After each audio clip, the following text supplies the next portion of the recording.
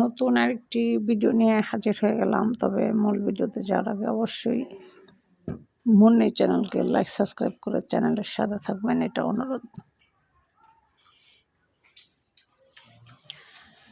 রাসূল সাল্লাল্লাহু আলাইহি ওয়াসাল্লামকে একজন সাহাবী জিজ্ঞাসা করেছেন, হে রাসূলুল্লাহ, এই পৃথিবী ধ্বংস হবে কবে?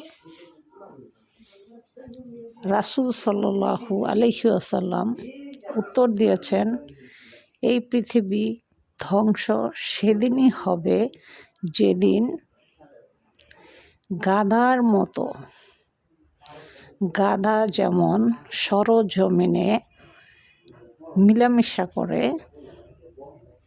ঠিক তেমনি মানুষ যখন এই কাজটা গাধার মতো করবে অহরহ, তখনই এই পৃথিবী ধ্বংস হবে।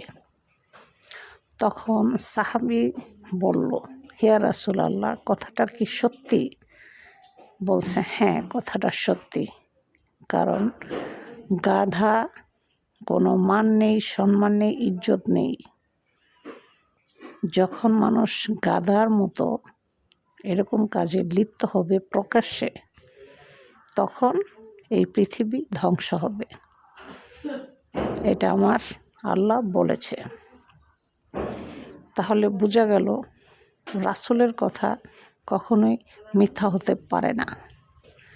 আর সবচেয়ে বড় কথা, সেই দিন আমার মনে হয় চলেই আসছে।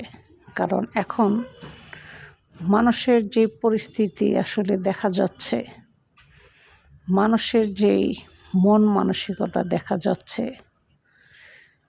ভাই ভাইকে চিনে না, বোন বোনকে চিনে না, আত্মীয় স্বজনকে চিনে না, পাড়াপড়শির সাথে সম্পর্ক নাই, ভাইয়ে ভাইয়ে মারামারি, মাথা কাটাকাটি, ফাটাফাটি। যখন মানব সৃষ্টি করে তখন ফেরেশতারা বাধা দেয় যে, আল্লাহ, আমরাই তো আপনার ইবাদত করি, তাহলে আপনি কেন মাটি দিয়ে মানুষ সৃষ্টি করবেন? মানুষ তো খুনাখুনি, কোপাকুপি এগুলো করবে দুনিয়ার জমিনে, জায়গা সম্পত্তি, টাকা পয়সা, অর্থ, এসবের জন্য। তখন আল্লাহ তাআলা বলেছে, আমি যা জানি তোমরা তা জানো না। তাহলে বোঝা গেল যে আল্লাহ আমাদেরকে সৃষ্টি করেছেন, উনি ভালো করেই জানেন আমরা মানব বা মানুষ এই পৃথিবীতে আমরা কি করব বা কি করব না। সবচেয়ে বড় কথা হচ্ছে, হেদায়েত এমন একটা জিনিস আল্লাহ তাআলা চাইলে সবাইকে দিতে পারেন। কারণ আল্লাহর বান্দা এই পৃথিবীতে প্রত্যেকটা মানুষই।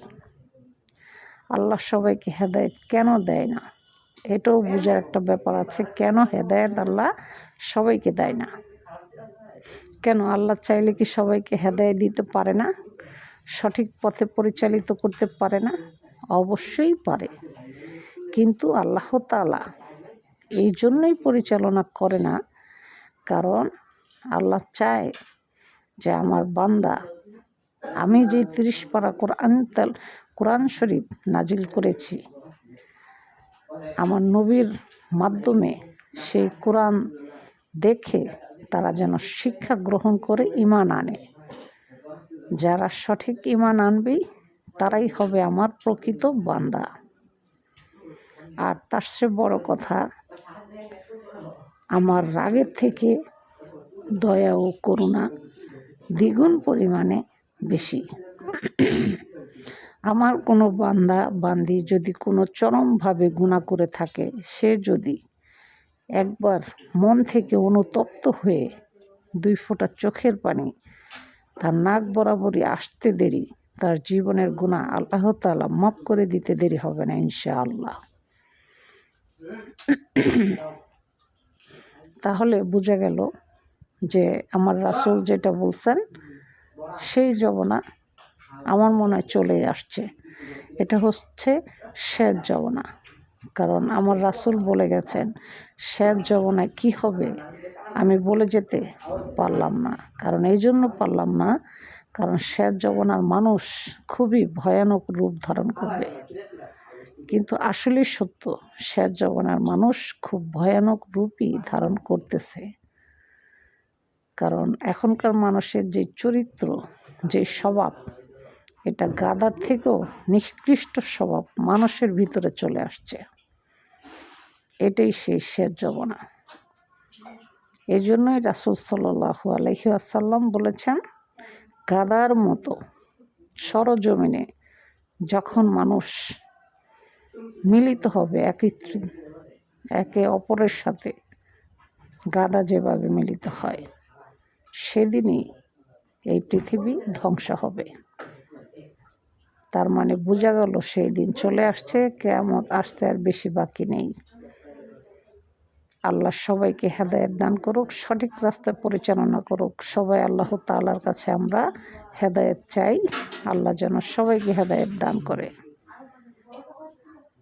আমরা গাধার মতো সরজমিনে নোংরা কাজ আমরা করতে রাজি না। যেটা এখন আবদ্ধর ভিতরে আছে, সেটাই যেন আবদ্ধের ভিতরে রাখার জন্য আল্লাহ তাআলা তৌফিক দান করে। সবাই বলেন আমিন।